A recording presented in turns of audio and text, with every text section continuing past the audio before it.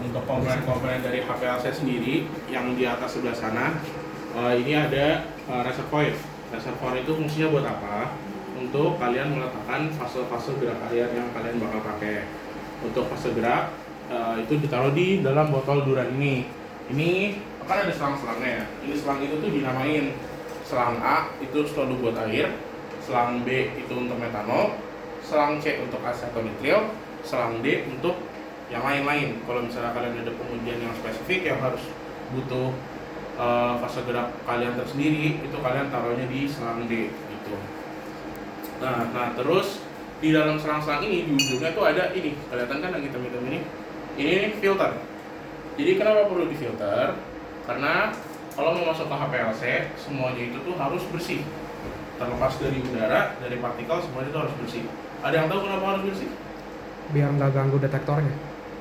Iya, biar nggak ganggu selama kalian proses running. Terlepas itu detektor, itu di pump, itu di kolom. Karena balik lagi kalau misalnya ada gelembung, ada partikel yang kelewat, itu bisa mengganggu proses kalian running. Pengaruhnya kemana? Ke hasil.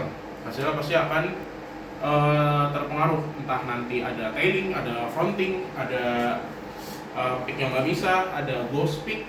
Itu juga nanti bisa kejadian sih. Gitu. Terus setelah reservoir ada ini namanya degassing unit.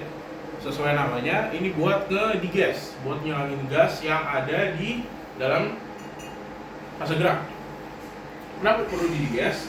Tadi balik lagi, kalau misalnya ada gas, nanti bisa pengaruh ke flow rate kalian, bisa pengaruh ke pump kalian, nanti pengaruh lagi paling terakhir ke hasil kalian. Jadi harus digas. Terus fase gerak yang kalian mau pakai, sebelum kalian masukin ke dalam sini, harus kalian olah dulu. Olahnya gimana kak? Kalian perlu saring dulu, pakai nylon filter atau enggak pakai Buchner, itu terus dikasih kertas filter, kalian saring, baru kalian masukin ke dalam duran. Nah setelah masuk dalam duran, kalian masukin lagi kalian taruh di atas sonikator. Karena perlu di sonik untuk kurangin gas. Walaupun ini udah di gesernya, tapi kan kita take precautionary ini aja ya, kita ambil langkah safe aja. Karena kalau misalnya udah masuk sistem ini, kita nggak bisa tahu nih faktor kesalahannya di komponen yang mana. Kalau misalnya kalian tahu, kalian harus bongkar. Dan itu nggak mungkin dong. Makanya kalian cara untuk meminimalisir kesalahan dalam sistem adalah dengan melalui preparasi. Kita minimalisir kesalahan kecil mungkin selama preparasi berlangsung. Caranya gimana? Kita ambil langkah 2 kali. Kayak misalnya tadi udah di degassing tapi kita taruh di sonic lagi. Udah ada filter tapi kita tetap filter manual lagi sebelum masuk ke dalam sini. Gitu. Nah, terus setelah itu di sini ada yang tahu ini apa? Pompa. Oke, betul, pompa. Di sini ada pompa. Pompa ini fungsinya buat apa? Buat narik si fase gerak ini dari botol ke sistem. Nah, untuk pompa ini di sini ada katup. Ini untuk merubah arah aliran. Kalau misalnya posisinya seperti ini, larinya itu geraknya fase gerak dari reservoir ke pompa, terus nanti mixing, terus ke kolom. Tapi kalau misalnya kalian buka, dia larinya bakal ke waste, ke limbah. Nah, itu namanya purging. Kapan dilakuin purging, Kak? Purging itu dilakuin saat pertama kali HPLC ini nyala. Jadi waktu pertama kali habis nyala, yang pertama kalian lakukan adalah purging untuk ngebuang gas-gas sisa di sini. Kan habis kalian tinggal nih malam gitu misalnya, terus kalian mau running lagi, pasti di sini kebentuk gas dong, karena dia ya nggak full dengan larutan, masih ada sisa udaranya. Nah, kalian buang gasnya ke sini. Kalian diemin aja tuh 30 menit, 1 jam. Habis itu kalau udah, baru kalian bisa start untuk running atau kalian mulai bikin metode gitu. Nah, terus di sini ada injektor. Nah, untuk kalian ini injektor untuk auto sampler, sesuai namanya auto sampler. Kalian proses samplingnya itu otomatis. Kalian tinggal masukin ini. Jadi kan kita kalau pakai HPLC semua sampel masuk dalam vial.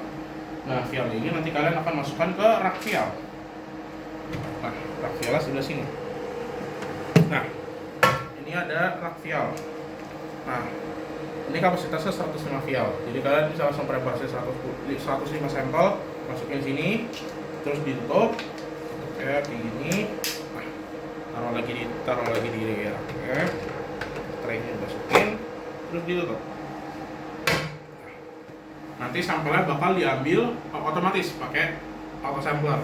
Terus nanti setelah dari situ akan di mixing, dicampur sama fase gerak. Setelah itu baru dialirin ke kolom. Nah di kolom baru prosesnya tuh sebenarnya baru terjadi, yaitu ada yang tahu prinsipnya apa? Pemisahan. Pemisahannya berdasarkan Absorpsi. Absorpsi. berdasarkan apa? Kualitas. Polaritas. Berdasarkan polaritas. Nah untuk kolom ini kalau mau lihat.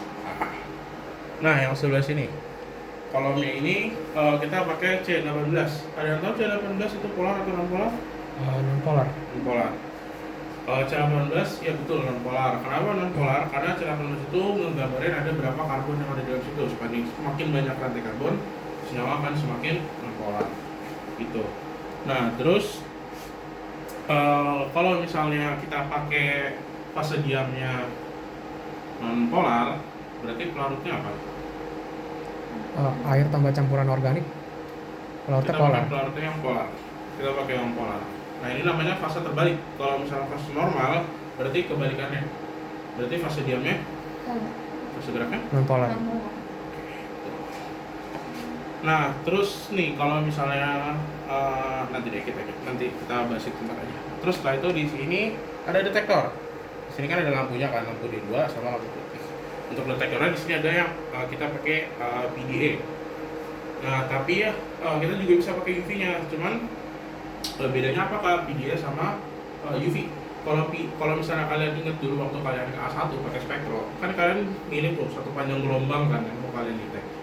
Nah kalau misalnya kalian kayak gitu, itu lama banget karena kalian perlu trial satu-satu nih panjang gelombangnya yang mana yang buat kalian detek. Nah keuntungannya kalian pakai PDA itu, semua panjang gelombang yang direntang itu kalian jalannya barengan, simultan. Jadi setelah selesai kalian bisa pilih nih mau cek di panjang gelombang misalnya 290 bisa. Yang penting masuk ke dalam tentang kemampuan panjang gelombangnya si detektor gitu. Nanti kita bakal lihat di dalam software. Nah, oke, ini komponen-komponennya ada yang mau tanya?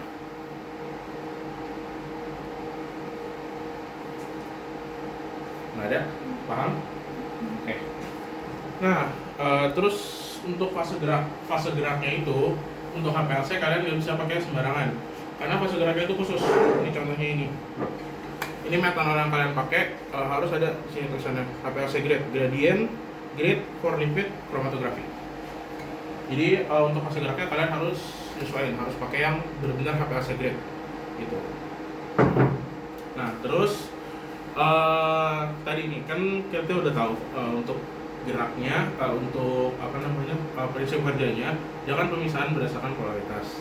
Kalau misalnya kalian menguji sampel A dan sampel B, sampel A ini polar, sampel B ini non polar, dengan fase terbalik, mana yang bakal kita detect duluan?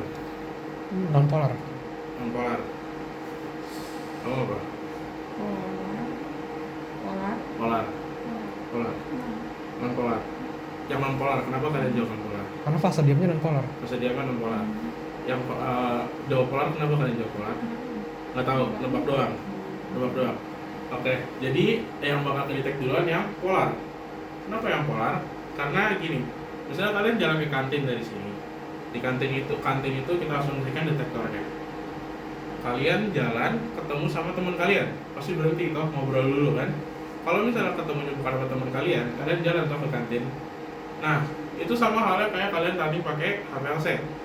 Dia kan lagi soft like ya, non polar ketemu non polar pasti bakal berdekatan kan. Jadi kalau misalnya kalian yang non polar pasti bakal ngobrol dulu nih, berhenti dulu.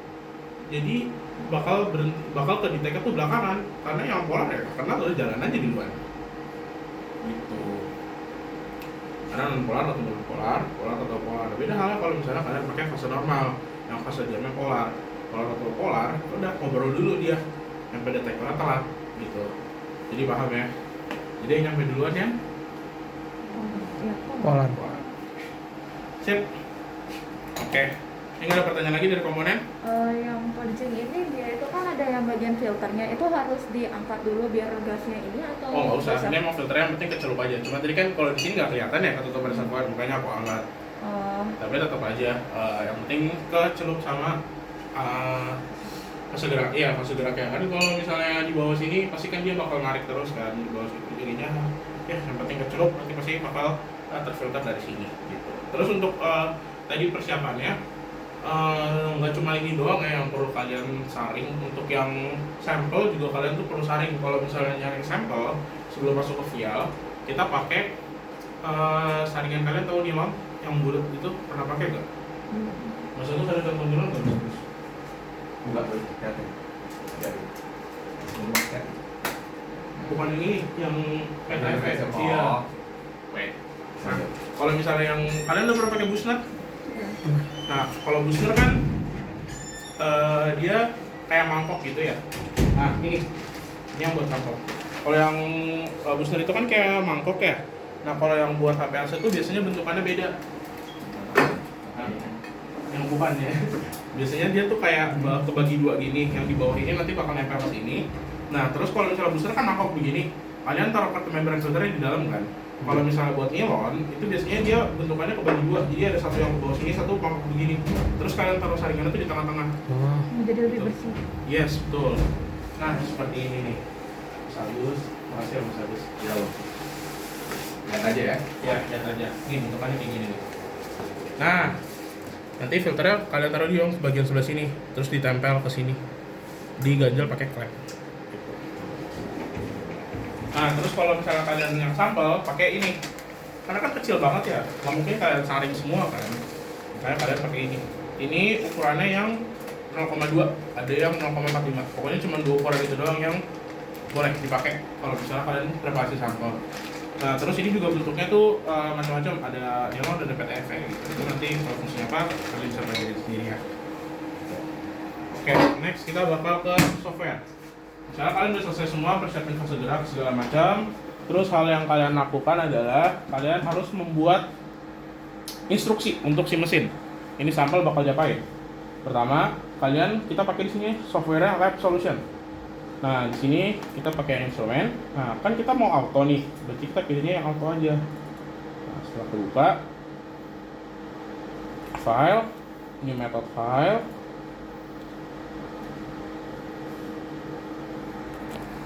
Nah, di sini baru kita atur-atur instruksinya buat si HPLC ini.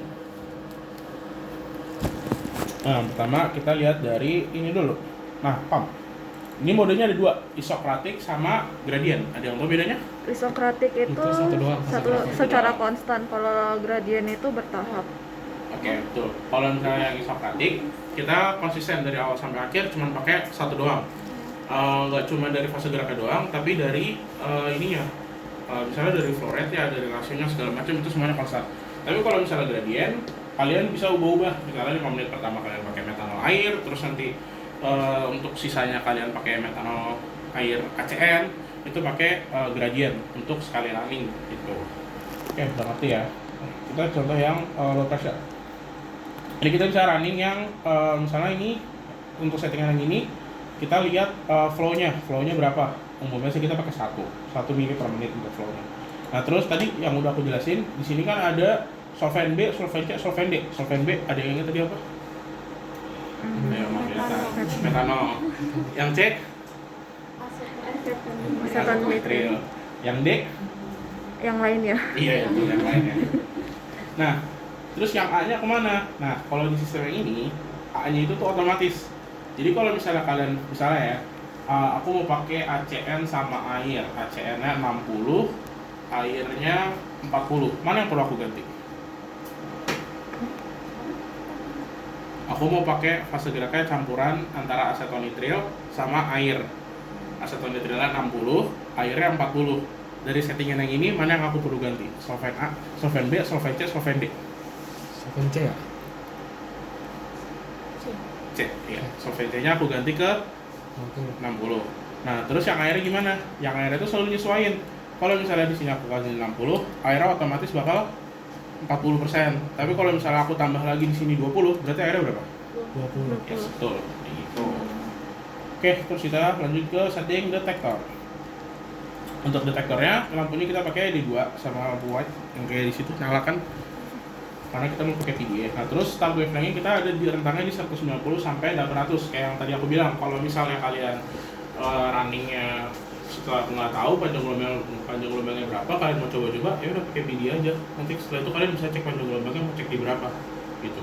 Mungkin sekarang masih kedengeran agak bingung, tapi nanti minggu depan waktu kalian running pasti bakal lebih kebayang lagi gitu. Nah, minggu depan kalian mulai belajar post run-nya gimana. Nah, terus ada oven juga. Oven itu buat nyesuaiin suhu kolom. Terus untuk di beberapa HPLC yang di bagian apa sampelnya juga ada oven, itu juga bisa diatur. Kalau misalnya kalian harus suhu dingin nanti dia bisa diatur.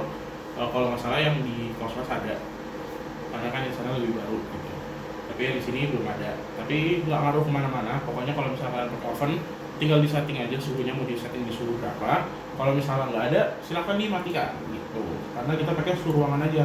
Kalau misalnya di setting di 40, kan bukan suhu ruangan ya. Takutnya nanti kalian lama lagi nunggu atau enggak lupa matiin terus sampelnya pakai yang nggak tahan panas 40 aja bisa degradasi ntar degradasi gitu.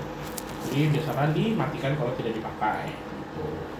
Terus setelah itu, nah untuk auto sampler ini kita atur raknya yang mau diambil yang mana gitu. Nah tadi kan rak kita ada yang ini kapasitasnya berapa tadi? 105. Iya betul 105. Tapi di sini 70. Kalian bisa ganti ke nih 1,5 mili 105. Atau misalnya kalian nggak tahu nih, kayak misalnya kalian lagi magang atau lagi di luar, kalian nggak tahu nih aduh raknya yang mana ya, kan tadi tipenya banyak, tinggal di tag aja, dia otomatis kok. Nah tuh, udah otomatis itu. Setelah itu udah tinggal kalian download and close. Itu baru bikin metodenya. Sebenarnya untuk runningnya nanti ada step tambahan lagi, cuman kan kita masih pengenalan nih. Nanti minggu depan baru kita coba jalan ya, kita coba benar-benar running terus kita lihat hasilnya gimana. Nah terus kalau udah hasilnya akan seperti apa? Hasilnya akan seperti ini. Ini kromatogram yang akan kalian dapatkan. Ada 2 peak. Nah dengan kondisi kita pakai fase terbalik, mana yang polar? Pakai fase terbalik. Mana yang polar? Mana yang lebih polar? 2496. Yang mana? Enggak. 2025. 2025. Iya, yang 2025 yang di depan ya. Jadi untuk peaknya itu di sini ada AOC, area, sama yang di bawahnya ada waktunya.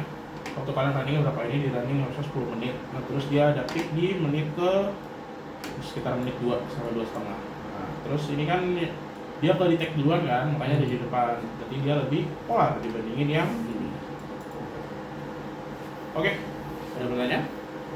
Kalau misalnya dia itu kan ada yang polar non polar itu nggak terionisasi kah? Nah itu sebetulnya ada lagi pengaruh pH sih. Dia bisa pengaruh juga ke radioaktif retensi. Udah dijelasin dong tadi di kelas apa pasal? Atau apa? Dikit-dikit sih. Dikit-dikit doang ya. Apa nanti kalian bakal dijelasin lebih lanjut lagi mungkin buat pertemuan minggu depan ya. Sekarang kan baru bener-bener pengantar doang. Buat cara lebih ke cara pengoperasian gitu. Jadi harusnya minggu depan dijelaskan karena faktor pengaruhnya sebenarnya banyak. Kalau misalnya aku jelasin takutnya waktunya tidak cukup karena yang sebelah udah mulai masuk lagi. Jadi apa nanti minggu depan ditanya lagi aja kalau misalnya sambil running aku bisa jelasin. Oh, itu yang ke detect duluan tuh maksudnya yang terlalu lebih cepat ya? Iya benar, yang terlalu lebih cepat. Karena yang non polarnya kan nyangkut di fase diam kan, jadinya yang polar bisa jalan duluan, makanya dia bisa lewat. Oke, ada lagi yang mau tanya? Udah cukup? Udah cukup? Yakin? Oke, sama apa lagi ya? Oh, sama kalau misalnya kalian udah selesai. Ini kalau misalnya kalian instrumen kan halnya sama kayak alat lab ya. Kalau misalnya udah pakai harus dibersihkan. Nah, untuk HPLC cara bersihnya itu kita bikin metode namanya washing. Ada yang tahu cucinya pakai apa? Masih sama di fase gerak. Coba kira-kira pakai apa? Air. Metanol. Kita pakai metanol. Kita jalanin dia running, conditioning pakai metanol sama beberapa lama. Kalau misalnya udah kayak setengah jam, 1 jam pakai pure metanol 100%, nggak ada campuran air, nggak ada campuran HCl.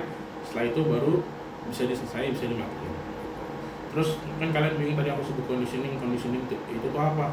Conditioning itu kita ngebiasain sistem HPLC-nya sama kondisinya. Kondisinya tuh apa? Kondisinya adalah rasio fase gerak kalian. Kalau misalnya kalian pakai fase geraknya beda-beda, pasti kan dia nariknya itu tekanannya tuh bakal beda kan.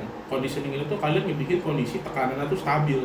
Kalau misalnya tekanannya udah stabil, tarikan fase geraknya itu akan cenderung lebih stabil. Jadi sesuai sama flow rate yang tadi kalian setting. Kalau misalnya tekanannya belum stabil terus kalian jalanin, ya bakal gonjang-ganjing tuh. Nanti bakal ngaruh ke hasil kalian karena nggak konstan gitu. Jadi usahakan harus selalu konstan gitu. Oke, ada pertanyaan lagi? Nggak ada. Oke, sekarang aku yang tanya. Kalau misalnya kalian mau uji pakai HPLC, apa yang harus diperhatiin pertama kali?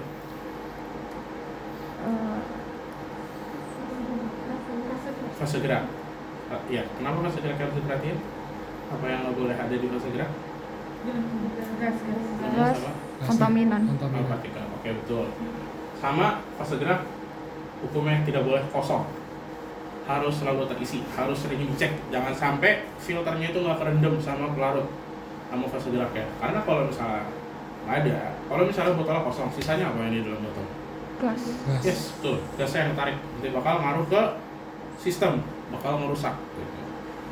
Terus, kenapa nggak boleh ada partikel di HPLC? Nanti ngaruh ke Kromatogramnya nanti berubah.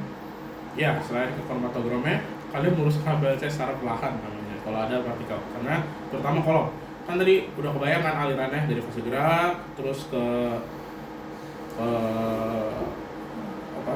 pompa. Ke pompa, iya di pompa, terus di gas, terus lari mixing, campurnya di sini nih. Ini mixingnya, tempat mixing tempat campurnya antara si fase gerak sama si sampel, terus kan lari ke kolom. Kalau misalnya ada partikel, tadi kan kolom kecil banget ya, porinya ya. Oh nih, kita lihat dari spesifitas kolom aja deh. Nih di spesifitas kolom kan kelihatan nih, ukuran porinya tuh 5 mikro, kecil banget kan. Kalau misalnya ada partikel, lama-kelamaan dia bakal jadi endapan. Kalau misalnya udah mendap, berarti flow rate-nya nggak maksimal dong yang lewat dong. Berarti bakal ngaruh ke hasil adusi kalian.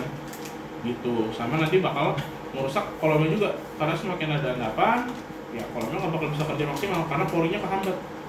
Nanti bakal macam-macam lah problemnya gitu. Nanti kalian bakal tahu. Nah dari kelas atau dari kalian nanti coba, kita bakal lihat gimana hasilnya. Gitu. Oke, ada pertanyaan lagi? Nggak ada? Oke, mungkin kalau dari aku itu aja untuk pengenalannya. Nanti minggu depan kita coba running, udah bikin metode, kita coba tes gimana metodenya, gimana cara jalaninnya. Mungkin sekian dari aku. Kalian boleh ke D109 bawa logbooknya, diskusi sama Pak Gunawan dan Pak